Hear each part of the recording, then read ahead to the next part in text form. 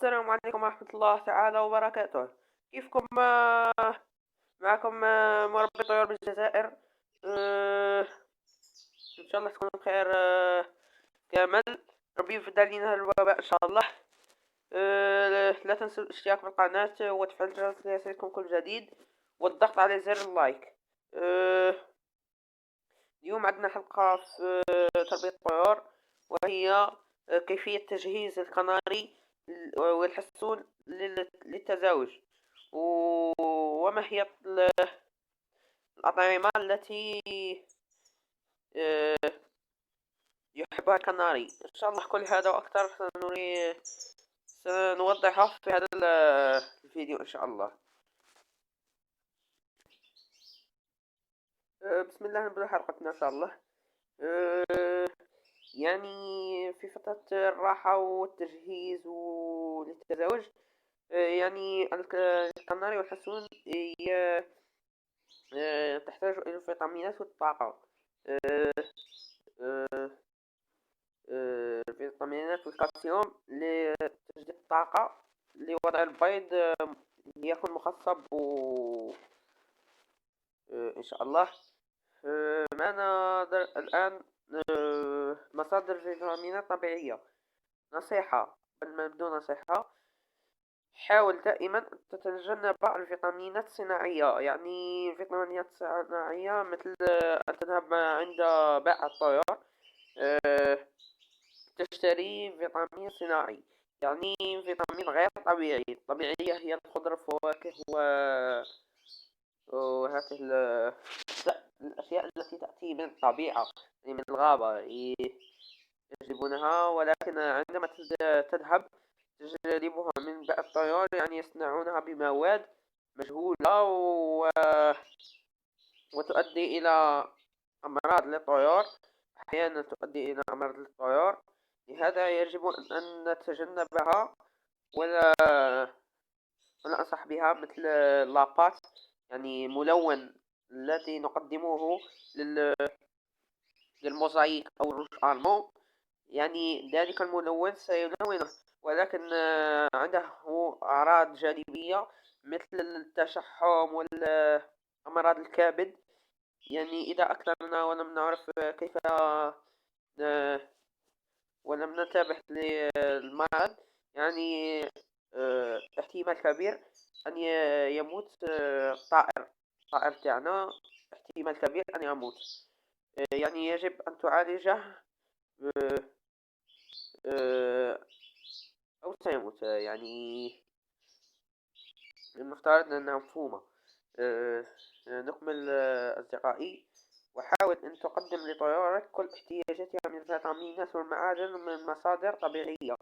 يعني نعطيها مصادر طبيعية للفيتامينات والمعادن لتكون بصحة جيدة. كما قلنا خوتنا، نبدو الحلقة تاع اليوم. بسم الله. واش نعطو للطيور باش يكون عندهم صحة جيدة والطاقة؟ يعني نعطوهم الجرجير والفلفل والجوز واللوز. يعني الجوز واللوز ديرهم في خلطة، يعني تخلطهم مع صالح، ودير السل وكلش. صراحة تكون الحلقة الجاية نشوفو تاع التزاوج صحة. والجزر والبيض. البيض ما نعطيهمش كل يوم، يعني مرتين في الأسبوع، 2 مرات في الأسبوع. والبرتقال تاني 3 مرات في الأسبوع في الشتاء. والليمون، ليمون صح 5 قطرات تاني في المشربية، مع تغيير الماء كل يوم. بصح الليمون يعني 3 مرات في الأسبوع ولا 2 مرات. واليوسفي ما نبيش هذا سهولة. الفلفل تاني فيتامين سي. رمبيط، بروكلي، هادو انا مسيتهمش. جزر، الصحان، كوسة، الذرة لا، المشروف لا، بروكلي لا، سبانخ لا. نزيد نشوفو خاوتي. أيضا خضروات وفواكه. خضروات وفواكه الزينة، هذه أفضل يعني التي يعشقها الكناري والحسون. الفواكه التي يمكن تستخدمها الزينة، يعني ماشي الكناري يحسون الببغاوات. الكناري يحسون الببغاوات منهم الكالوبسي والآخر، والزيبرا، البكالي، البيش يعني يسموه البادجي. هذه خضروات يعشقها كل طيور زينة. منها التفاح، البرتقال، الليمون، العنب، التين، البطيخ الأحمر، الكوسة، الفلفل، الذرة، الفجل أو خريقة، والخس. الخس يعني السلطة، والجرجير، والسبانخ، وشمندر، اللفت، الجزر، البروكلي، الكرنبيط، والملفوف. يعني يجب غسل الخضروات والفواكه جيدا قبل تقديمها للطيور. على الإكثار في تقديم الخضروات لأن كثرتها تسبب الإسهال، ويكفي إلى 3 إلى 4 مرات كل أسبوع. يعني كما قلت لكم خوتي، أنا هضرين عليها هذه. يعني تغسلها جيدا، مؤكد هذا. و, و... يكفي 3 إلى 4 مرات كل أسبوع صح.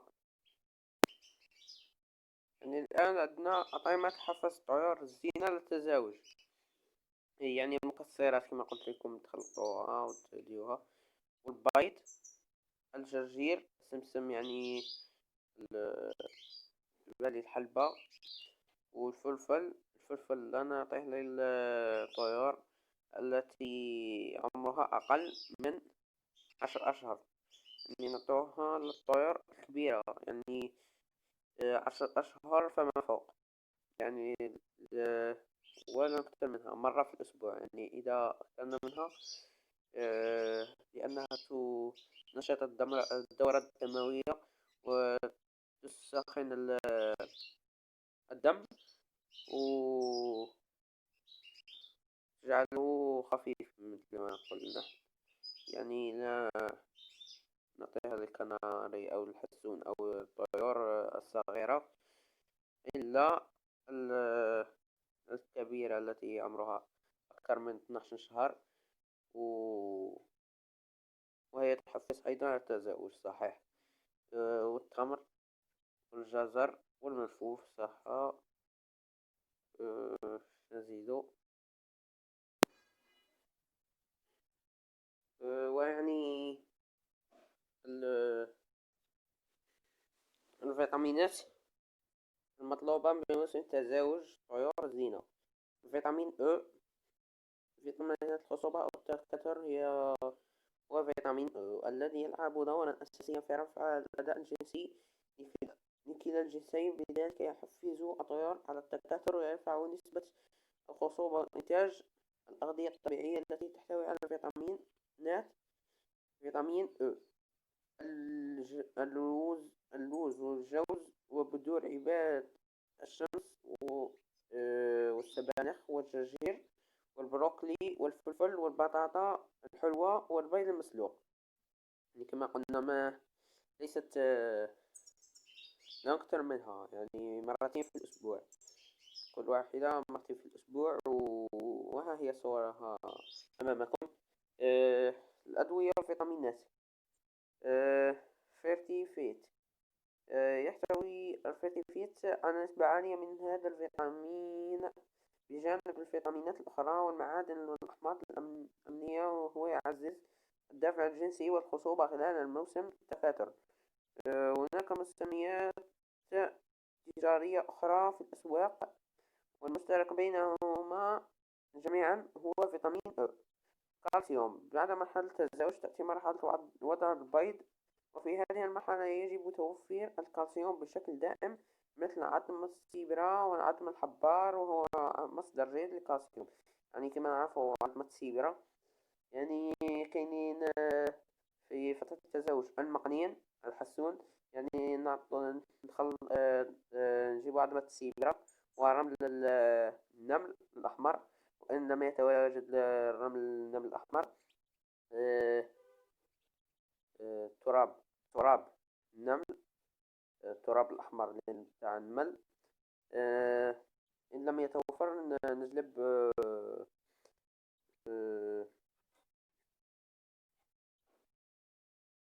الرمل إن لم يتوفر نجلب رمل البحر، يعني فيها كالسيوم جيد. و... ونجلب أيضا الفحم الطبيعي، ونخلط كل شيء، وثم نضعه للحسون أو الكناري ديالنا. وهذا يعطي كالسيوم، يعني على مدار العام يكون متواجد. يعني هذا كالسيوم جيد، وأنصح به شخصيا. أنا شخصيا أنصح به. لهذا أيضا عظمة السيبرا يمكن تعليقها يمكن تعليقها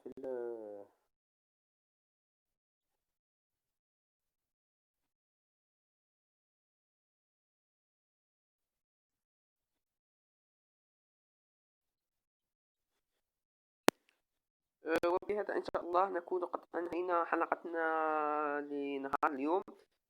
يعني حلقتنا كانت على موضوع الأغذية التي تساعد على التجهيز للتزاوج، آه، والأغذية التي يحبها الكناري، التي آه، يعشقها الكناري ويحبها، والتي تساعد كثيرا على التزاوج.